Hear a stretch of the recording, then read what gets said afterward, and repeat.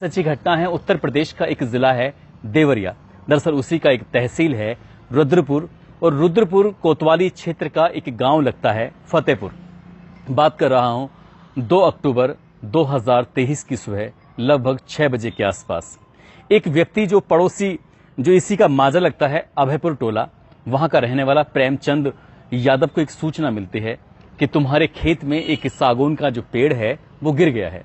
जैसी सूचना मिलती है वो 2 अक्टूबर की सुबह 6 बजे के आसपास अपने खेत पर उस सागौन के पेड़ को देखने के लिए गया था और अपनी बाइक को एक घर के ठीक सामने लगाकर चला जाता है। जैसे वो बाइक लगा रहा था, उस घर का मालिक देख रहा है। देखकर वो बाहर आता है और आकर कहता है कि इस बाइक को मेरे घर के सामने मत लगाओ, यहां से इसको लेकर चले जाओ। जैसे ही ये बात कही जाती है, प्रेमचंद यादव को गुस्सा आ जाता है। वो कहने लगता है कि सड़क पर लगाई है, सड़क तुम्हारे बाप की नहीं है। बस यहीं से थोड़ी कहासुनी शुरू हो जाती है। कहासुनी के बाद सत्य प्रकाश दुबे, जिसके घर के ठीक सामने ये बाइक लगी हुई थी, उसको भी गुस्सा आने लगता है, वो भी कुछ कहने लगता है। तभी प्रेमचंद यादव ने गुस्से में उसको एक जोर का तमाचा खींच के मारा और जैसे थप्पड़ मारा, थप्पड़ के बाद एक उसको पीटना शुरू कर देता है। यही बात उसकी इनकी सत्य प्रकाश दुबे की पत्नी थी किरण, वो भी मौके पर देख रही थी और किरण को गुस्सा आ जाता है। किरण चीखते हुए चिल्लाते हुए घर में जाती है। घर से अंदर से दौड़ते हुए वो और उसकी बेटी एक दराती लेके आती है, जिसे हंसिया कह के भी बुलाते हैं। वो लेके आती है और उससे कहती है कि पीछे हट जाओ, नहीं तो मार डालेंगे। जब बात पीछे हटने की आती है तो पीछे नहीं हटता प्रेमचंद, बल्कि उसकी बेटी के साथ और उसकी पत्नी के साथ भी वो अभद्रता करने लगता है। और इसी बात को देखते हुए उस महिला को और उसकी बेटी को इतना गुस्सा आता है कि वो उस हंसिया से उस व्यक्ति को एक के बाद एक लगातार वार कर रहे थे और तब तक कर रहे थे जब तक क्या उसकी मौत नहीं हो जाती। वो चीख रहा था, चिल्ला रहा था, बचने की लगातार अपीलें कर रहा था। और उसकी चीख पुकार सुनने के बाद पास में ही 2 व्यक्ति थे, वो दौड़ कर आते हैं और जैसे ही दौड़ कर आते हैं तो उस महिला यानी कि किरण ने अपने पति की बेइज्जती का बदला लेने के लिए उनसे कहा कि यदि तुम भी आगे आए तो तुम्हें भी इसी दरांती से काट डालूंगी। उसका रुद्र रूप देखकर वो लोग डर जाते हैं और वो वहां से भाग जाते हैं। कुछ ही देर बाद प्रेमचंद की मौत हो जाती है, क्योंकि तड़प तड़प कर वो अपना दम तोड़ देता है। ये बात अब यहां तक सीमित नहीं थी, बल्कि जो पास का ही गांव था अभयपुर टोला, ये एक माजरा है। और ये जो घटना हुई थी वो लहड़ा टोला के अंदर घटना हुई थी। सत्य प्रकाश का घर लहड़ा टोला में होता है और प्रेमचंद जो मर चुका है उसका घर होता है अभयपुर टोला में। बात अभयपुर टोला तक पहुंचती है। वहां से करीब 20 से 25 लोग इस घटना को सुनने के बाद आ जाते हैं।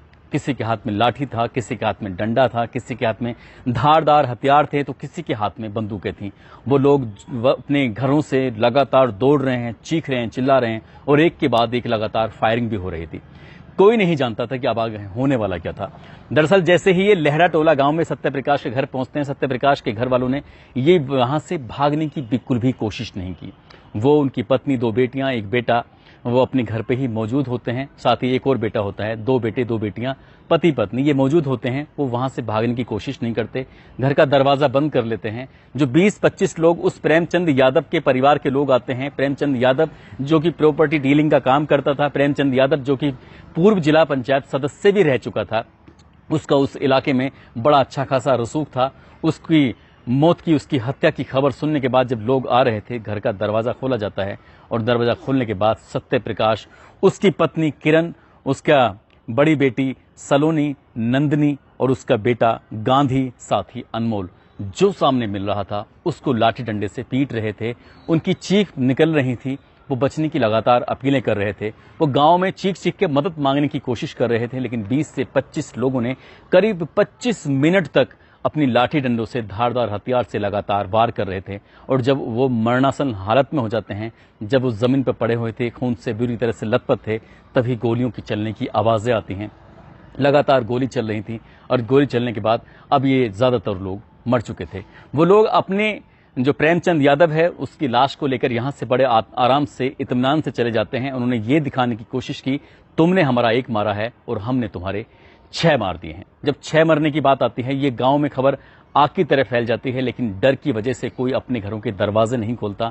जो छत पर था वहीं से देखने की कोशिश कर रहा था। जैसे जैसे किसी को दिखाई दे रहा था, कहीं सींचे में से झांक रहा है कि कुछ कर रहा है, लेकिन किसी की हिम्मत नहीं जो उन लोगों को रोक सके, उन लोगों को टोक सके कि तुम इन्हें क्यों मार रहे हो, क्या बात है। सब के सब गांव में सन्नाटा फैल जाता है। तभी पुलिस कंट्रोल रूम को फोन पहुंचता है कि ये जो रुद्रपुर तहसील क्षेत्र का एक गांव लगता है लहड़ा टोला, यहां पर 5 लोगों की हत्याएं हो चुकी हैं। यहां पर एक जिला पंचायत सदस्य है, उसकी भी हत्या हो चुकी है। यानी कि अभी तक 6 लोग मारे जा चुके हैं। जैसे सूचना मिलती है डीएम, एसएसपी, आईजी, डीआईजी, तमाम लोग अधिकारी आने लगते हैं। थोड़ी ही देर में सूचना उत्तर प्रदेश के मुख्यमंत्री योगी आदित्यनाथ तक पहुंच जाती है और मुख्यमंत्री योगी आदित्यनाथ अपने आला अधिकारियों से कहते हैं कि जितनी जल्दी हो सके घटनास्थल पर जाइए, उसका दौरा कीजिए, देखिए हुआ क्या है और जो दोषी हों उन्हें किसी भी कीमत पर बख्शा ना जाए। हेलीकॉप्टर से अधिकारी चलते हैं, कुछ अधिकारी पहले से वहां मौजूद थे। 2 घंटे लग जाते हैं ये पता करने के लिए आखिरकार कौन मरा है, कौन जिंदा है। इस घर में 5 लाशें पड़ी हुई थी। एक लाश थी सत्यप्रकाश दुबे की, जिसकी उम्र लगभग 50 साल के आसपास होती है। एक लाश थी सलोनी की, जिसकी उम्र 18 साल थी। सत्यप्रकाश दुबे की पत्नी किरण यादव, जिसकी उम्र 48 साल के आसपास होती है। छोटी बेटी नंदनी होती, जिसकी उम्र 8 साल के आसपास होती है, और बेटा गांधी, जिसकी उम्र लगभग 14 साल के आसपास होती है। एक बेटा अनमोल था। जैसे ही वे सबकी नब्ज टटोल रहे थे तो अनमोल की नब्जें काम कर रही थी। वो जिंदा था और जीने के लिए कोशिश कर रहा था, सांसें ले रहा था। पुलिस वालों ने, डीएम साहब ने तुरंत ही उस बच्चे को उठाकर सीधा देवरिया के हॉस्पिटल पहुंचाया। उसकी हालत ज्यादा गंभीर थी। उसे यहां से BRD hospital medical college Gorakhpur में पहुंचाया, वहां उसको उपचार के लिए भर्ती कराया। उस बच्चे की हालत में थोड़ा सुधार था। मुख्यमंत्री गांव आने की बजाय सीधा उसी बच्चे के पास पहुंच जाते हैं जो बच्चा बीआरडी हॉस्पिटल में जिंदगी और मौत की जंग लड़ रहा था, ये जानने के लिए कि क्या मामला है। यहां अधिकारी अपनी जांच पड़ताल कर रहे थे, सब कुछ ठीक ठाक करने की कोशिश कर रहे थे। पूरे गांव में पुलिस फोर्स तैनात कर दी जाती है, पीएससी तैनात कर दी जाती है। घर का एक बालक जिसका नाम देवेश होता है, जो कि बलिया में कथा सुनाने के लिए गया था। रात हो जाती है, उसे यही नहीं पता था कि उसके घर पर इतना बड़ा तांडव मच चुका है। उसके घर के हर एक सदस्य को मार दिया गया है, उसको कुछ नहीं पता था। जैसे ही उसे पता चलता है वो घर आता है, घर आकर देखा तब पूरे घर को, पूरे गांव को पुलिस फोर्स ने घेर रखा है। किसी को नहीं मालूम था कि ये मरने वाले सत्यप्रकाश दुबे का बेटा है। रोता हुआ आता है, अपने घर की दहलीज पर पहुंचता है तो पता चलता है कि तुम्हारे परिवार के सभी सदस्यों को मार दिया है। तभी रोते रोते अपनी कहानी बयां करता है कि आज उसके भैया यानी कि गांधी का जन्मदिन था। गांधी, जिसकी उम्र लगभग 14 साल के आसपास होती है। सुबह सुबह उसने उठाया था कि भैया जल्दी से उठो, आज हमारा जन्मदिन है, हमें जन्मदिन पर क्या तोहफा देने वाले हो। तभी उसका भाई देवेश कहता है कि मैं बलिया में कथा सुनाने के लिए जा रहा हूं, वहां से आज जो भी कुछ मिलेगा वो सब कुछ मैं तुम्हें दे दूंगा और उसके बाद तुम अपना जन्मदिन बड़े धूमधाम से अच्छे से मनाना। वो बिल्कुल नहीं जानता था कि उसके परिवार के सभी लोग मर चुके हैं, खत्म हो चुके हैं। अब उसी के हाथ में जिम्मेदारी थी। ये जो जितनी भी लाशें थी पोस्टमार्टम के लिए गई थी। पोस्टमार्टम के बाद जब घर पे पहुंचती हैं तब उनकी पांचों की पांचों लाशों का एक साथ अंतिम संस्कार देवेश करता है। एक बेटी और बच जाती है क्योंकि वो शादी हो चुकी थी, शादीशुदा थी, जिसका नाम शोभिता होता है। शोभिता आकर पूरी कहानी बयां करती है जो उसने पिछले दिनों से सुना था कि आखिरकार हुआ क्या था। दरअसल कहानी शुरू होती है साल 2008 से। इस घर में जो घर के मुखिया होते हैं, मुखिया का नाम जनार्दन होता है। जनार्दन को 3 बच्चे होते हैं। एक का नाम ओम प्रकाश, दूसरे बेटे का नाम सत्य प्रकाश दुबे होता है और तीसरे बेटे का नाम होता है ज्ञान प्रकाश दुबे उर्फ साधु। लेकिन साल 2008 और 9 में ओम प्रकाश जो सबसे बड़ा वाला बेटा होता है उसकी मौत हो जाती है, वो मर जाता है। जब वो मर जाता है तो इस जो घर के मुखिया होते हैं उसके नाम 18 बीघा जमीन होती है और अब 18 बीघा जमीन 2 हिस्सों में बढ़ जाती है। एक बेटा सत्य प्रकाश दुबे और दूसरे बेटा ज्ञान प्रकाश दुबे उर्फ साधु। लेकिन गांव में 2 तरह की बातें चल रही थी। 2 तरह की बातें ये थी कि ये जो साधु होता है ज्ञान प्रकाश उर्फ दुबे, वो गुजरात में रहकर नौकरी कर रहा था। इन दोनों भाइयों में विवाद रहने लगता है, साधु में साथ ही सत्य प्रकाश दुबे में। तो इसलिए साधु ने अपने ही भाई को सबक सिखाने के लिए, उसे नीचे दिखाने के लिए अपनी जमीनों को, गांव का एक दबंग व्यक्ति होता है जिसका नाम प्रेमचंद यादव होता है, जो कि पूर्व जिला पंचायत सदस्य भी होता है, जो कि प्रॉपर्टी डीलिंग का काम कर रहा था, उससे साठ गांठ करके, क्योंकि ये बताया जाता है कि प्रेमचंद यादव ने ही इन दोनों भाइयों में फूट डाली और उसकी 9 बीघा जमीन को अपने नाम करा लिया था साल 2014 में। एक कहानी तो ये बताई जाती है। दूसरी कहानी ये बताई जाती है कि ज्ञान प्रकाश दुबे उर्फ साधु की नाम जो 9 बीघा जमीन थी, उस 9 बीघा जमीन पर उसने गांव के किसी व्यक्ति से 2.5 लाख रुपया कर्जा ले लिया था।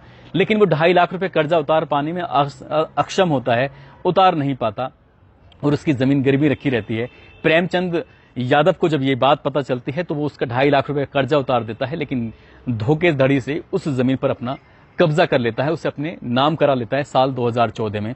और इसी बात को देखते हुए प्रेमचंद यादव साथ ही सत्यप्रकाश दुबे में इसी बात को लेकर विवाद होता था। सत्यप्रकाश दुबे लगातार प्रशासन से मांग करता था कि ये दबंग व्यक्ति है, जमीनों पर कब्जा करता है, वो चाहे ग्राम पंचायत की हो चाहे कैसे भी हो, और ये नीचे दिखाने की कोशिश करता है, उसकी जान को भी खतरा है। सत्यप्रकाश दुबे लगातार प्रशासन से मांग कर रहा था, लेकिन प्रशासन ने इस बात पर कतई ध्यान नहीं दिया। और जो नहीं होना चाहिए था, 2 अक्टूबर 2023 की सुबह 6 बजे वो हो जाता है, जब प्रेमचंद यादव और सत्यप्रकाश दुबे के घर के ठीक सामने बाइक खड़ी करके दबंगे दिखाने की कोशिश कर रहा था। और ये बात सत्यप्रकाश दुबे को बिल्कुल पसंद नहीं आती, और इसका जब विरोध करता है तो उसको बदले में एक चांटा मिलता है। और इस चांटे के बदले में न केवल प्रेमचंद की हत्या होती है, बल्कि उसके बदले में 5 लोगों की हत्या हो जाती है। छठा जो बच्चा होता है वो जिंदगी और मौत की जंग लड़ रहा है। हालांकि पुलिस और प्रशासन इस मामले की जांच पड़ताल कर रहे हैं, कौन दोषी है कौन दोषी नहीं है, किस कारण ये मामला हुआ है किस कारण मामला नहीं हुआ है। पुलिस प्रशासन की अभी जांच अंतिम छोर तक पहुंचेगी, लेकिन इससे पहले भी कई तरह के नरसंहार हुए हैं। और पुलिस प्रशासन की जब मामला कोर्ट में पहुंचता है तो पता चलता है कि जिन्होंने कत्ल किया है वो मौके पर नहीं थे। कई बार कोर्ट उन लोगों को बाइज्जत बरी कर देता है। क्या इस मामले में भी वैसा ही होगा जैसे पहले और नरसंहारों में हुआ है, या इस मामले में दोषियों को सजा मिलेगी या नहीं मिलेगी, ये भविष्य के गर्भ में छिपा है। लेकिन इस घटना ने न केवल देवरिया बल्कि पूरे प्रदेश में पूरे भारत को हिलाकर रख दिया है कि 9 बीघा जमीन के लिए 6 लोगों का कत्ल हो चुका है, उनकी हत्या हो चुकी है। दोस्तों, इस पूरे घटनाक्रम को सुनाने का उद्देश्य किसी को परेशान करना नहीं है, किसी का दिल दुखाना नहीं है, बल्कि आपको जागरूक करना है, आपको सचेत करना है। और जाते जाते आपको ये भी बताना है कि लालच बहुत बुरी बला होती है। जैसे कि बताया जाता है, पुलिस ने जाकर पैमाइश की थी तो बताया गया कि जितनी जमीनें इस प्रेमचंद यादव के नाम होती हैं, क्योंकि वो राजनीति से ताल्लुक रखता था, उसका रसूख था,